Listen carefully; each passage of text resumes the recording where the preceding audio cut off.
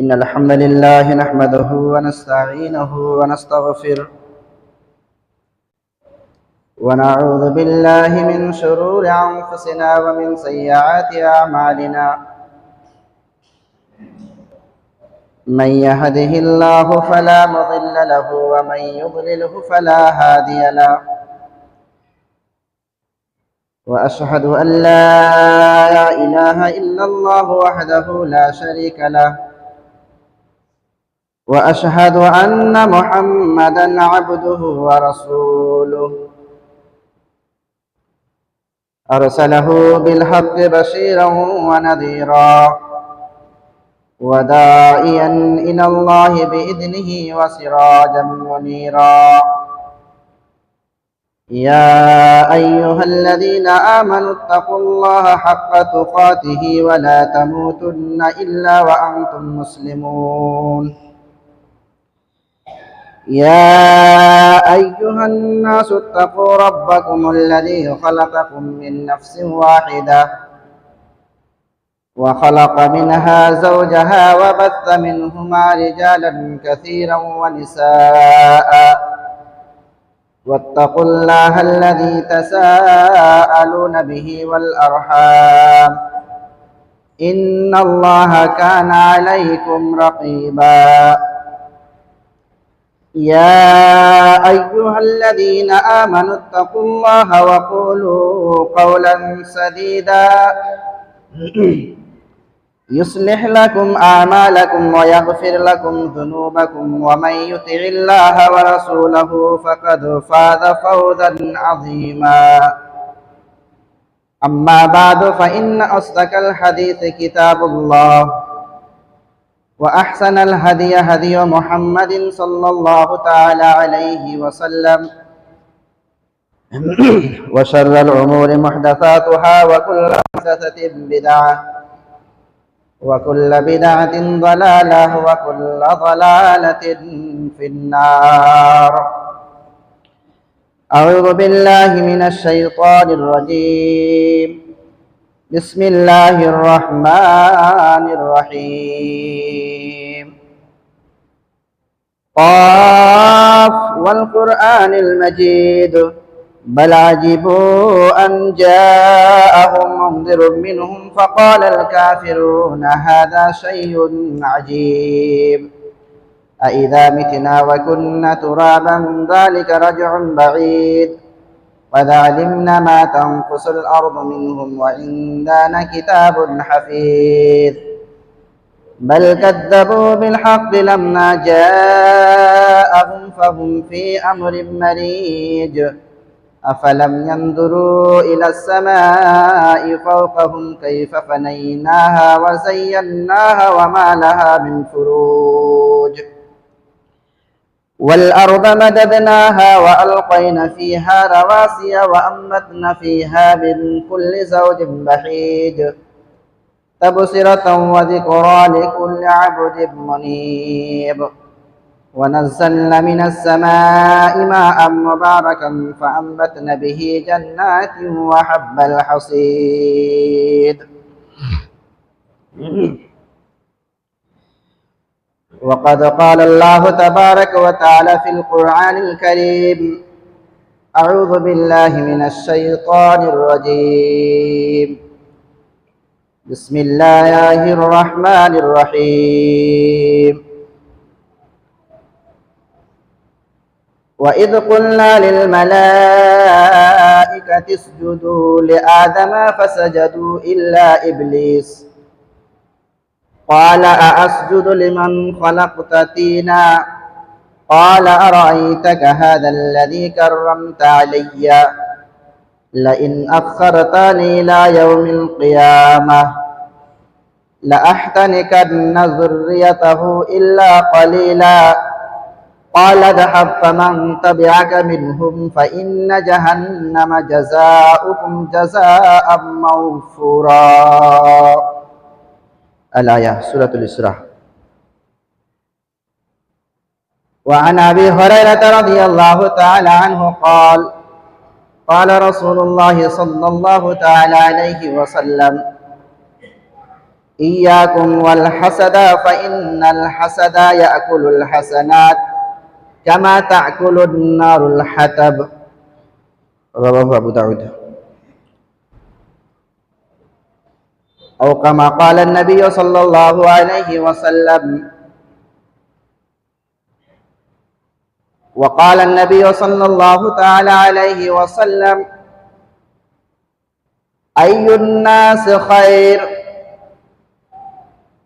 قال كل مخموم القلب وصدوق اللسان وقال هو التقي النقي لا إثم فيه ولا غل ولا بغي ولا حسد رواه ابن ماجه মাননীয় সম্মানীয় সুযোগ্য গ্রামবাসীগণ,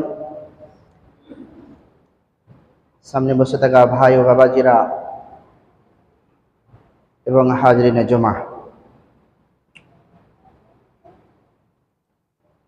আমি আপনাদের সামনে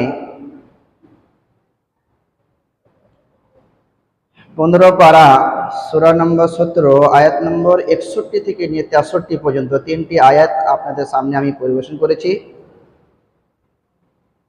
তার সাথে সাথে খুব গুরুত্বপূর্ণ প্রিয়তম দুটি হাদিস, আবু দাউদ এবং ইবনে মাজার দুটি হাদিস আপনাদের সামনে আমি পরিবেশন করেছি।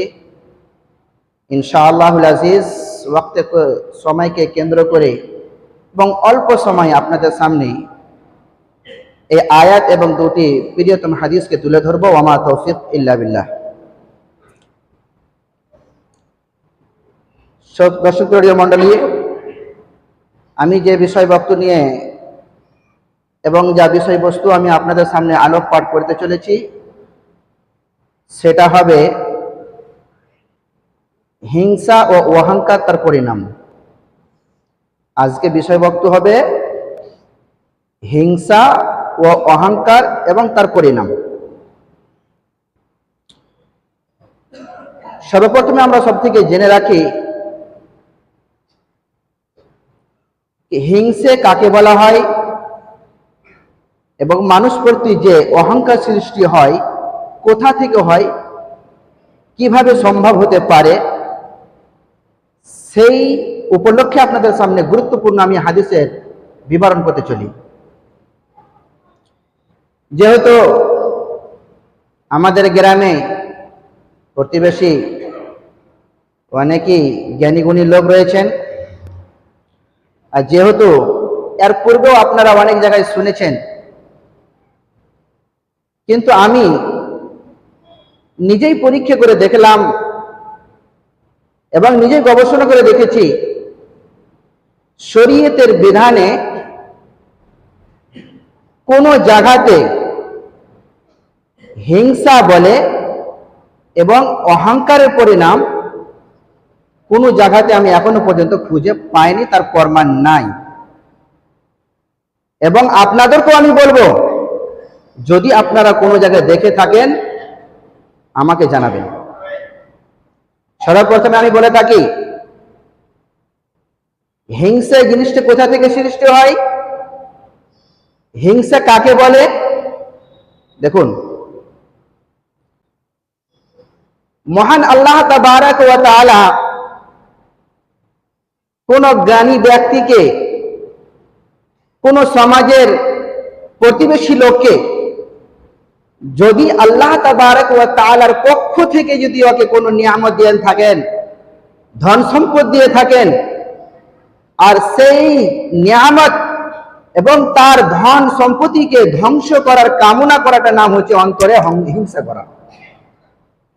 বুঝতে পারি নাই? মহান আল্লাহ তাবারক ওয়া তাআলা যদি আমাদের এতগুলো মানুষের মধ্যে যদি হঠাৎ করে যদি কোনো ব্যক্তিকে ধন সম্পদ যদি দেন, আর ওই ধন সম্পদকে ধ্বংস করার পিছে লাগা, তার প্রতি মানুষ কিছু জ্বলে মরে যাওয়া, তাকে বলা যায় হিংসা। আর শরীয়তের বিধানে হিংসা ও অহংকার এই অভ্যাস, এ কর্মশীল হচ্ছে শয়তান এবং কাফিরদের কর্মশীল। কি বলা হয়েছে?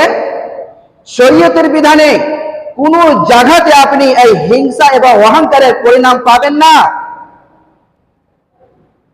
কিন্তু আজ আমাদের সমাজে, আমাদের প্রতিবেশীতে এই হিংসের আগুন এমন করে দাউ দাউ করে জ্বলে উঠেছে, বললেই বলা হবে। ভাই ব্রাদারান ইসলাম,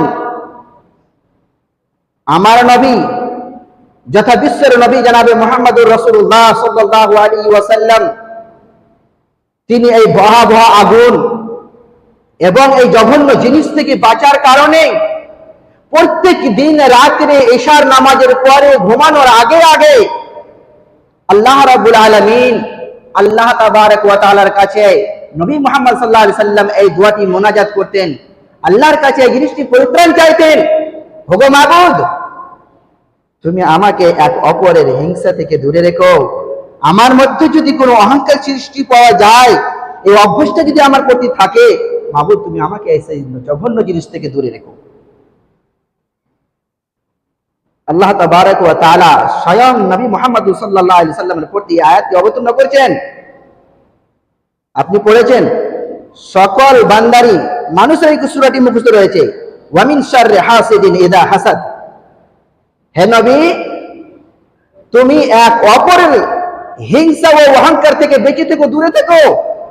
নচেত তোমার যে নেক আমল রয়েছে, যে তোমার ভালোগুলো আমল রয়েছে, সমস্ত নেক আমলকে তোমার সেইভাবে ধ্বংস করে ফেলবে, যেইভাবে আগুন একটা কাঠকে খেয়ে ফেলে ধ্বংস করে দেয়। দেখেছেন? আপনি পরীক্ষা করে দেখবেন, যার প্রতি একটা হিংসা থাকে, আর এই হিংসের আগুন যখন যে গ্রামে, যে ঘরে, যে প্রতিবেশীতে, যে সমাজের মধ্যে এই আগুন আসবে, সে প্রতিবেশী সমাজ দাও দাও করে চলবে, বুঝাবার কোনো বাপের কোনো ক্ষমতা নাই। তাই বাঁচার একটা উপায় রাসূল সাল্লাল্লাহু আলাইহি ওয়াসাল্লাম স্বয়ং বলেন, তিরমিজি শরীফের হাদিস, লা ইয়াযালুন নাস বিখাইরিন মা লাম ইয়াতাহাসাদু। এক মানুষ অতক্ষণ পর্যন্ত সুখে শান্তিতে জীবন বাসন করতে পারবে না, সেই মানুষ যার প্রতি একটু হিংসা এবং অহংকার সৃষ্টি করে পাওয়া যাবে, সেই মানুষ কখনোই সুখে শান্তিতে জীবন পালন করতে পারে না, পারবে না।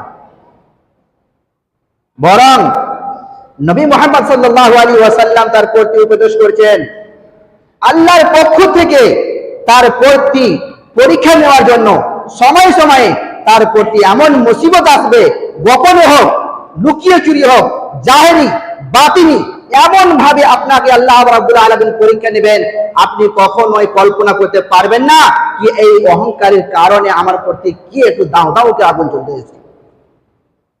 ব্রাদারান ইসলাম, এই আগুন যখন যে গ্রামে লেগে যায়, তখন প্রতিবেশীর মধ্যে একটি দুশ্মনী, ভাইয়ে ভাইয়ে দুশ্মনী, বাবা ছেলেদের দুশ্মনী, স্বামী স্ত্রীতে দুশ্মনী, এই আগুন একটা সৃষ্টি করে কিসের জন্য? হিংসে বিবাদের হচ্ছে মূল, সর্বপ্রথম হচ্ছে অহংকারীর কারণ। স্বয়ং রাসূল সাল্লাল্লাহু আলাইহি ওয়াসাল্লাম বলেছেন, হে মানুষ, তুমি এতটা দূরে থেকো, ইয়াকুম ওয়াল হাসাদা। হে মানুষ, তুমি এক অপরের হিংসা থেকে দূরে থেকো, বেঁচে থেকো, সাবধান হয়ে যাও তুমি। নচেত তোমার ফাইনাল হাসাদা ইয়াকুলুল হাসানাত, নচেত তোমার নেক সু আমলকে এমন ভাবে খেয়ে ফেলবে, এমন ভাবে ধ্বংস করে ফেলবে, কামা তাকুলুন নারুল হাতাব, যেভাবে তোমার আগুন যেভাবে কাঠকে খেয়ে ফেলে ধ্বংস করে রাখ করে দেয়। তাই অত্র হাদিসের দ্বারা বোঝা যায় যে মানুষের প্রতি শস্য পরিমাণ যদি অহংকার এবং হিংসা পাওয়া যায়, সে মানুষের ঈমানকে ধ্বংস করে তার প্রতিপালকের যতদিন নিয়ামত কাজ ছিল সমস্ত জিনিসকে ধ্বংস করে রাগ করে দেবেন। শুধু তাই নয়, তার প্রমাণ আমি কিভাবে দিব? সে প্রমাণ আমি আপনাকে কি দিয়ে বুঝাই? কোরআনে কারীম সূরাতুর শুরা, সূরা বনী ইসরাঈল সূরা নম্বর 17 15 পারাতে আপনি ঘরে গিয়ে বাড়িতে গিয়ে দেখবেন,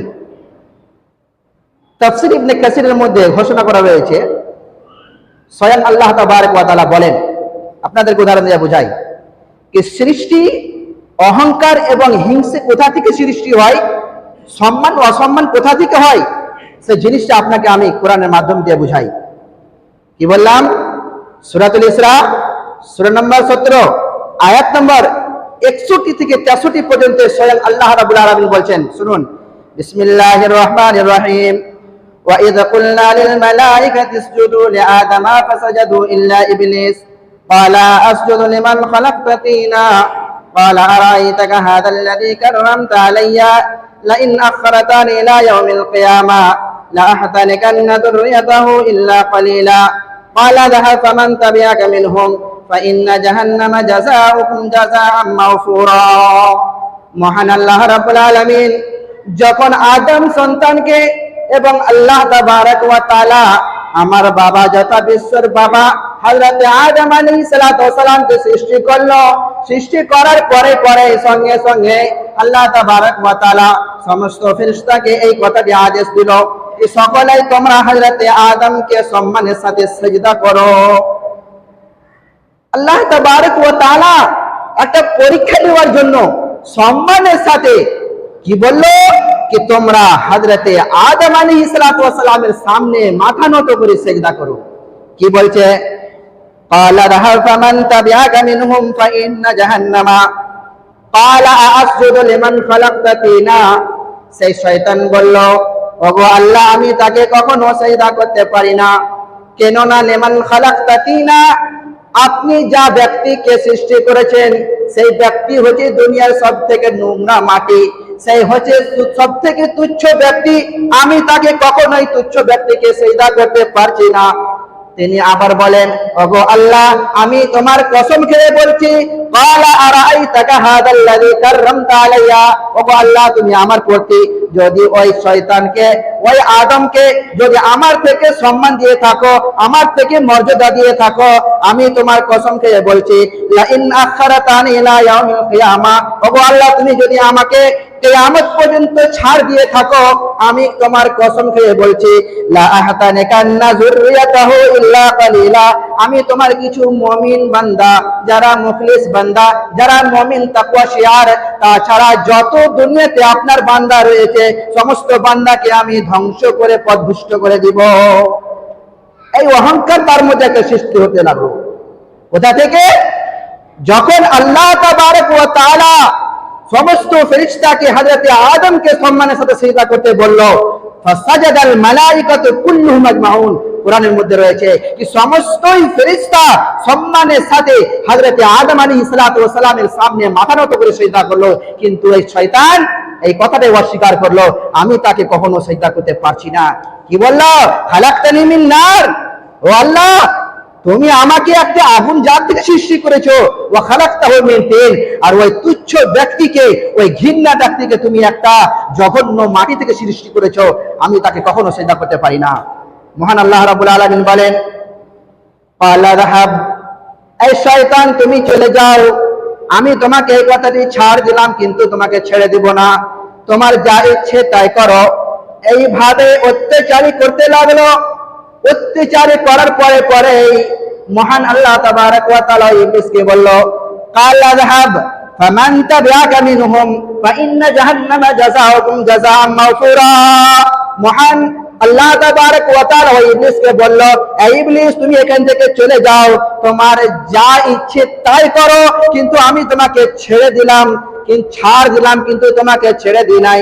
শুনে রেখো, ফাইন্না ফামান তাবিআকা মিনহুম, যেই ব্যক্তি তোমার অনুসরণ করে চলবে, যে ব্যক্তি তোমার কথার মোতাবেক আমল করবে, যে কথা মোতাবেক তোমার পিছু পিছু ঘুরবে, ফাইন্না জাহান্নামা জাযাউকুম জাযাআম মাওফুরা, যতগুলো তোমার ওই মানব জাতি রয়েছে সমস্ত মানব জাতিকে স্বয়ং আমি আল্লাহ, আমি তোমার কসম খেয়ে বলছি, আমি নিজের ইজ্জতের কসম খেয়ে বলছি, স্বয়ং আমি আল্লাহ ওই প্রত্যেক তোমার কথার আমল করার ব্যক্তিকে, তোমার কথার অনুসরণ করার ব্যক্তিকে, সমস্ত ব্যক্তিকে আমি নিজেই জাহান্নামে পুরা পুরা বদলা দেওয়ার জন্য স্বয়ং আমি রেডি রয়েছি। আমি তোমাকে ছাড় দিয়েছি, ছেড়ে দিইনি। জি, মুসনাদে আহমদের মধ্যে একটি হাদিস রয়েছে, মুসনাদে আহমদে একটি হাদিস রয়েছে, বেশ লম্বা হাদিস, কিন্তু সংক্ষিপ্ত সময়ে যত ছোট যত সংক্ষিপ্ত পারি আমি আপনাদেরকে তুলে ধরি।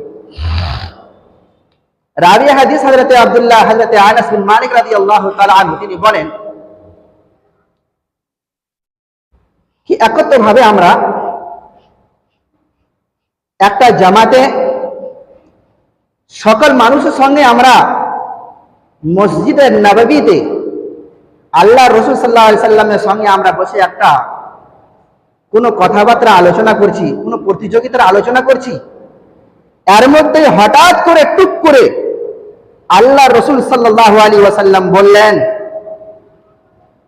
হে উম্মতেগণ, এ সাহাবীগণ, এ আমার বন্ধুগণ, শুনো, আমাদের প্রতি, আমাদের সমাজে, আমাদের জামাতে এখনই এমন এক ব্যক্তি আগমন করবে, সেই ব্যক্তি হবে জান্নাতি। আমরা যে সমাজে বসে রয়েছি, এই সমাজের মধ্যে একটি এমন ব্যক্তি আগমন হবে, এমন ব্যক্তি একটা আসবে, সেই ব্যক্তি হবে জান্নাতি। একদিন যায়, 2 দিন চলে যায়, 3য় দিনের শেষে আবার এই কথাই বলে, আমাদের প্রতি একটা এমন ব্যক্তি আগমন হবে, এমন একটা ব্যক্তি আসবে, সেই ব্যক্তি হবে জান্নাতি, জান্নাতি। সেই 3 দিন আসার পরে হযরতে সাদ বিন ওয়াকাস রাদিয়াল্লাহু তাআলা আনহু তিনি এলেন। আসার মাধ্যমেই, আসার সঙ্গে সঙ্গে তার এই দাড়ি মণ্ডল থেকে টস টস করে পানি নিচে পড়ছে। এক সাহাবী রাসূল তাকে জিজ্ঞাসা করা হলো, হ্যাঁ গো, তুমি কি এমন আমল করো, কি এমন তুমি কাজ করো যে কাজের জন্য তোমাকে রাসূল সাল্লাল্লাহু আলাইহি সাল্লাম স্বয়ং তোমাকে এই দুনিয়ার মধ্যে জান্নাতের ঘোষণা এবং জান্নাতের উপদেশ দিয়েছে? সাহাবী রাসূল একটি পরীক্ষা করার জন্য, 2টি পরীক্ষা করার জন্য, 3টি পরীক্ষা করার জন্য তার পিছু করতে লাগলো। সেই হচ্ছে হযরতে আমর বিন আস রাদিয়াল্লাহু তাআলা আনহু। তিনি তার পরীক্ষা করার জন্য পিছু করতে লাগলো, যেখানে যায় সেখানে তার পিছু করে। যেতে যেতে শেষ কালে তিনি দেখলেন যে হযরতে সাদ বিন ওয়াক্কাস রাদিয়াল্লাহু তাআলা আনহুর একটা অভ্যাস ছিল কি রাত্রে ওযু করত, ওযু করার পরে আল্লাহর ইবাদত করার জন্য সব সময় তার মুখমণ্ডলে আল্লাহর তাসবিহ এবং আল্লাহর জিকির ও আজকারে ব্যস্ত থাকতো। এদিকে হযরতে আমর বিন আস তার পরীক্ষা নেওয়ার জন্য তার পিছু পিছু ঘুরু ঘুরু করে, দেখি তো ও আমল করে, দেখি এমন আমল করে যে আমলের কারণে রাসূল সাল্লাল্লাহু আলাইহি সাল্লাম স্বয়ং তাকে জান্নাতের খুশখবরি এবং জান্নাতের উপদেশ দিয়েছেন। 3 দিন যাওয়ার পরেই তিনি বলল, হ্যাঁ গো, তুমি কি এমন আমল করো, কি এমন কাজ করো যে কাজের জন্য তোমাকে মহানবী যথা বিশ্বর নবী তোমাকে সকলের সামনে জান্নাতের উপদেশ দিয়েছেন? গবেষণা করার পরে, তার পরীক্ষা করার পরে সাহাবী রাসূলের কাছে ফিরে আসার পরে বলল, ওগো সাহাবী রাসূল, দেখো, ফালান আরাকা তা'মালু আমালান কাসীরা, আমি সাদ বিন ওয়াক্কাসকে দেখলাম রাত্রের মধ্যে তার অভ্যাস কোন এরকম বেশি আমল করা দেখতে পাই নাই। রাত্রে আমি তাহাজ্জুদও পড়তে দেখি নাই, ওকে বেশ ভালো কথা বলতেও দেখি নাই, কিন্তু আমি একটি কথা পরীক্ষা করে দেখলাম যে রাত্রের মধ্যে উযু করে বাস আল্লাহ তাবারক ওয়া তাআলার ইবাদত করার জন্য ও প্রস্তুত হয়ে থাকছেন। আবার এসে বলল, আমি এই কথা পরীক্ষা করার পরে দেখলাম, হাগো বন্ধু, তুমি এই কথাটা আমাকে জানিয়ে দাও, কি এমন আমল করো যে আমলের কারণে তুমি হতে পেরেছো জান্নাতি? তিনি এসে বলল, ওগো আল্লাহর নবী জনাবে মুহাম্মদুর রাসূলুল্লাহ সাল্লাল্লাহু আলাইহি সাল্লাম যা আপনাদেরকে উপদেশ দিয়েছেন, যা কথা বলেছেন, সত্যিকারী বাস্তবই সেই কথা হচ্ছে আমার। মহান আল্লাহ তাবারক ওয়া তাআলা আমাকে যা ধন সম্পদ দিয়েছেন, যা আমাকে জ্ঞান অর্জন করেছেন, এই জ্ঞান অর্জনের করার কারণে, এই ধন সম্পদ হওয়ার কারণে আমি কখনো কোনো মানুষের প্রতি হিংসা এবং আমার প্রতি আনা ও অহংকার থাকে না।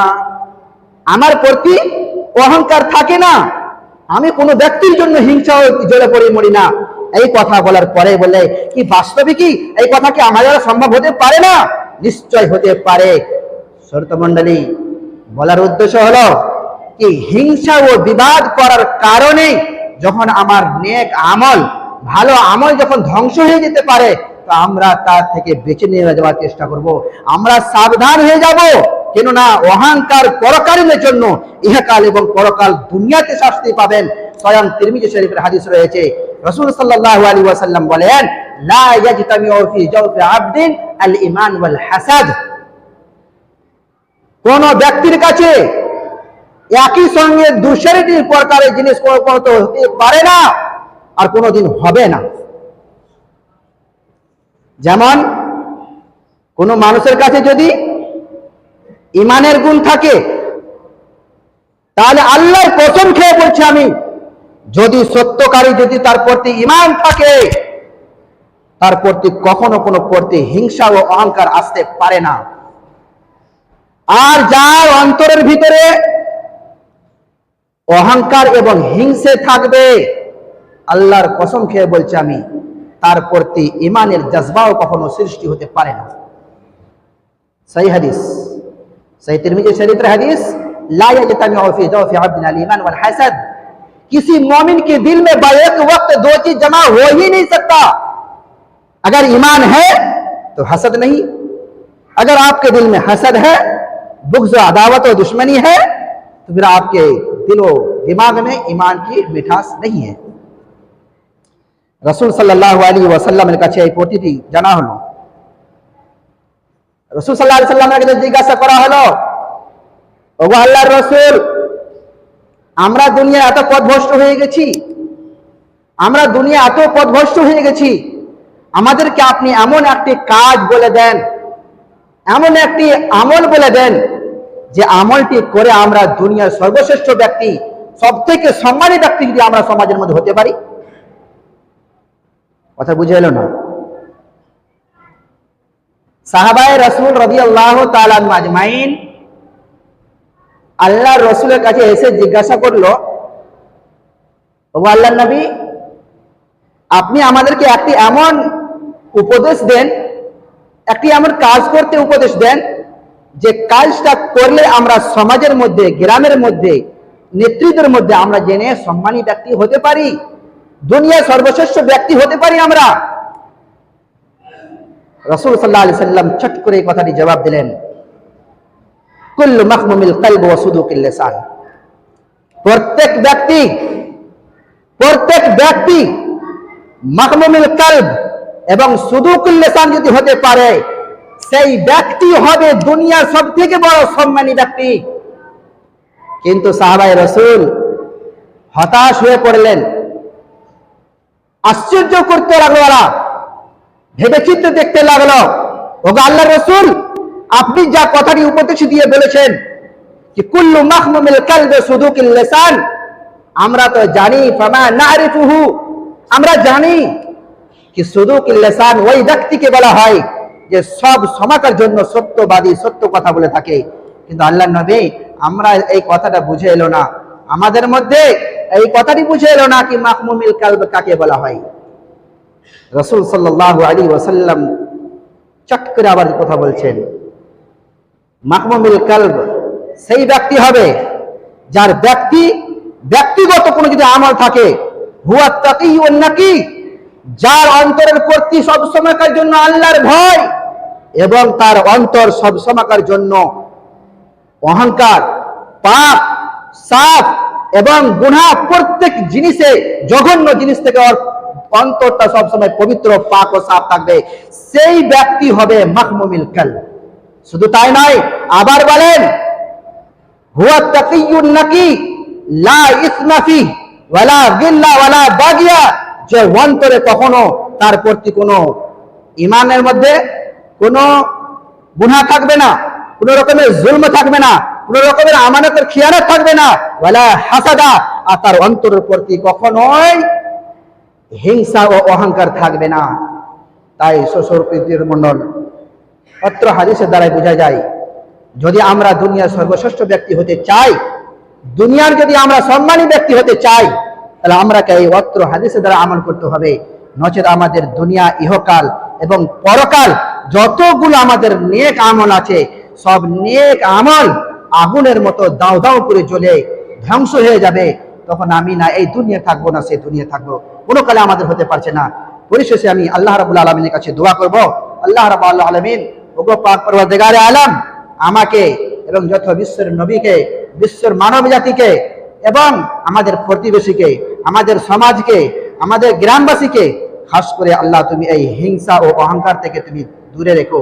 আল্লাহ রাব্বুল আলামিন তুমি আমাদের মধ্যে যা অবুঝ রয়েছে, যা ভুল রয়েছে, এই ভুলকে আল্লাহ তুমি সংশোধন করার তৌফিক দান করো, আমিন। ওয়া আখিরু দাওয়ানা আলহামদুলিল্লাহি রাব্বিল আলামিন। বারাকাল্লাহু লানা ওয়া লাকুম ফিল কুরআনিল আযীম ওয়া নাফা'না বিল আয়াতি যিকরিল হাকীম ইন্নাহু তাআলা জাওয়াদুন কারীমুন মালিকুম রাউফুর রহিম।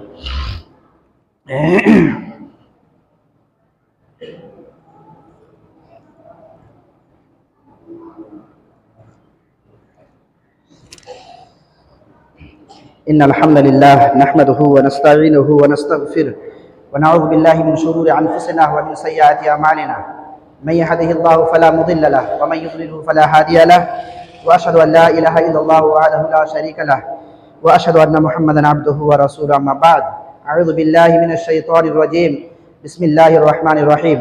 إن الله وملائكته يصلون على النبي يا أيها الذين آمنوا صلوا عليه وسلموا تسليما. اللهم صل على محمد وعلى آل محمد كما صليت على إبراهيم وعلى آل إبراهيم إنك حميد مجيد.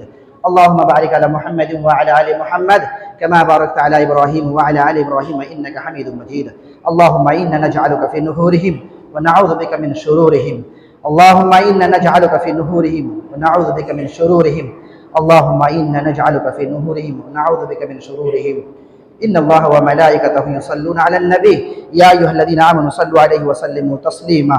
إن الله يأمر بالعدل والإحسان وإيتاء ذي القربى وينهى عن الفحشاء والمنكر والبغي يعظكم لعلكم تذكرون. اذكروا الله يذكركم وادعوه يستجب لكم ولذكر الله تعالى وعز وأتم وأكبر.